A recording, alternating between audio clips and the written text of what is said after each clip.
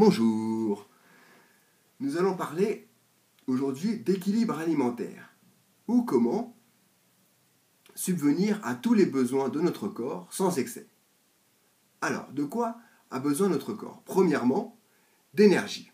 Notre corps a besoin d'énergie en permanence. D'abord lorsque nous faisons de l'exercice, mais pas seulement, parce que notre cœur fonctionne en permanence et consomme de l'énergie. Notre cerveau fonctionne en permanence, nous devons réguler et maintenir notre corps à 37 degrés, et toutes ces choses-là font que nous avons besoin d'énergie en permanence.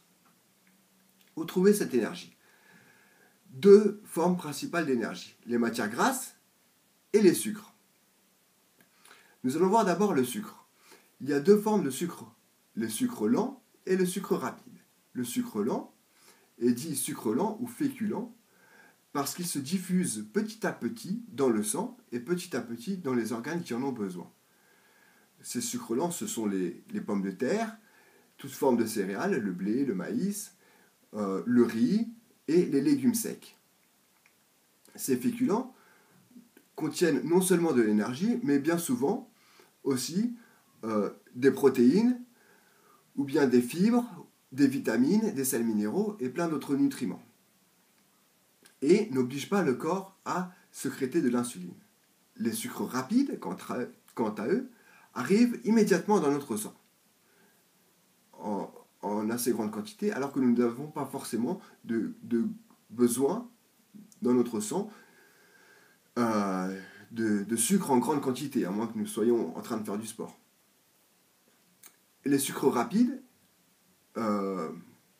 oblige le corps à fabriquer de l'insuline. Trop d'insuline ou pas assez d'insuline peut nous rendre diabétiques, donc à bien gérer.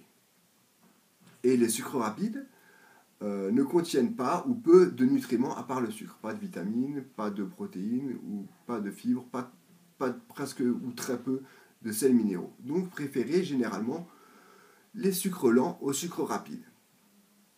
Deuxième source d'énergie, les matières grasses. Il y a plusieurs qualités de matières grasses. La graisse saturée, la graisse insaturée et la graisse polyinsaturée. Les graisses polyinsaturées, la qualité en fait de ces graisses-là sont en fonction de la structure moléculaire de ces graisses. Je m'explique. Plus une graisse a une structure moléculaire complexe, et plus elle est qualitative et bonne pour la santé. Les graisses saturées sont faites juste d'une seule molécule simple. Les graisses insaturées sont faites de deux molécules, d'un couple de molécules, d'une paire de molécules. Et les graisses polyinsaturées sont faites de plusieurs paires de molécules. Où trouver ces graisses polyinsaturées? Souvent dans le poisson,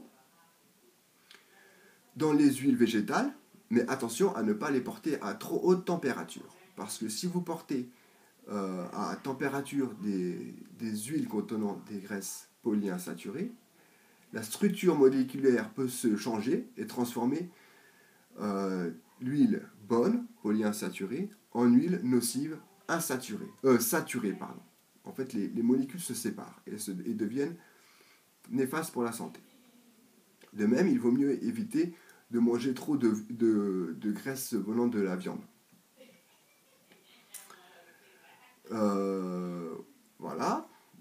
De quoi d'autre notre corps a besoin? Notre corps a besoin de se régénérer, de s'entretenir, et pour cela, il a besoin de protéines. Alors, les protéines, c'est une combinaison, une protéine est une combinaison d'acides aminés. Les acides aminés, en fait, ont chacun leur fonction et sont au nombre de 20, dont 10 qui peuvent être fabriqués par le corps humain et 10 qui ne peuvent pas être fabriqués par le corps humain. Dans les protéines d'origine animale, viande, poisson, œufs, le lait, ces protéines-là sont dites très riches parce qu'une seule de ces protéines contient un échantillon de toutes les acides aminés que le corps a besoin et ne peut pas produire.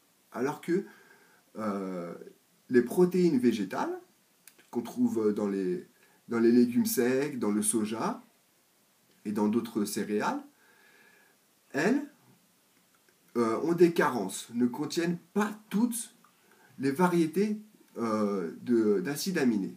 C'est pourquoi, si l'on ne mange que des produits végétaux, il faut varier les sources de protéines pour, par exemple, manger du riz avec des haricots pour que les carences des protéines du riz soient complétées par les protéines des haricots et vice-versa.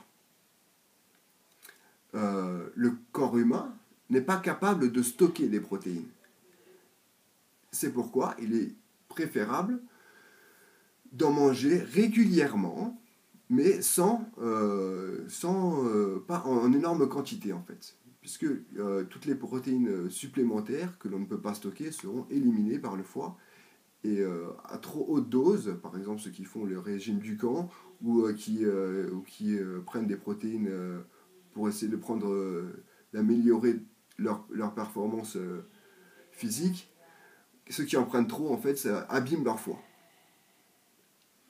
Alors, de quoi d'autre avons-nous besoin? Nous avons besoin de sels minéraux. Donc, dans les sels minéraux, principalement, entre autres, il y a le calcium qui permet de solidifier les os, de fabriquer les os, qui se trouve dans les produits laitiers. Le phosphore, nous avons besoin de tous les oligo-éléments. Les oligo-éléments, en fait, nous ne savons pas exactement quelle est leur fonction, mais on sait que si on n'en a pas assez, notre corps peut avoir des carences et avoir vraiment des problèmes de santé qui peuvent être assez graves. Et tous ces sels minéraux en fait sont dans des produits divers et variés. C'est pourquoi il est très important de vraiment varier les sources de nourriture. De même que pour les vitamines, nous avons besoin de plein de vitamines. Chaque vitamine a une utilité différente pour le corps et se trouve souvent dans les fruits et légumes, mais aussi des fois dans les produits animaux. D'où l'importance de manger beaucoup de fruits et légumes et de manger varié.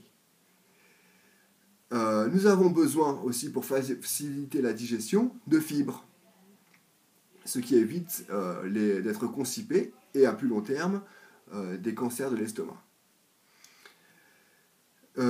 Pour rester en bonne santé, il est préférable de manger des produits qui ne sont pas trop travaillés, qui n'ont pas été trop raffinés, et donc variés avec des sources de protéines, des sources de fibres, des sources de vitamines, des sels minéraux qu'on trouve un petit peu partout, et